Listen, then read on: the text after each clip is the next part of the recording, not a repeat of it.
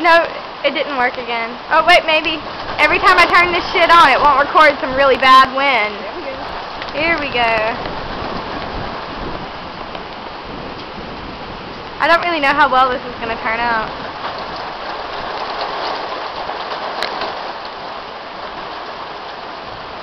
Oh, there it is.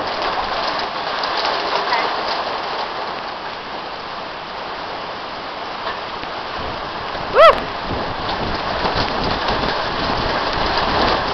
There we go, a real big gust. I think we still have about an hour before the major storms come in. Oh, here's Pawpaw again. Let's zoom out. Pawpaw decided to come back outside.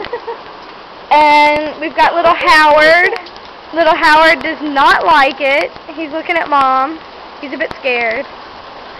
The first time we hear thunder, Pawpaw's going to be freaking out.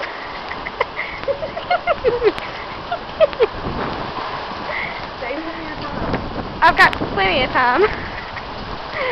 So, I just wanted to catch some bad wind before the real bad wind comes through. And I was saying, I left my vacation early to come back for this. So it better get at least worse than a thunderstorm.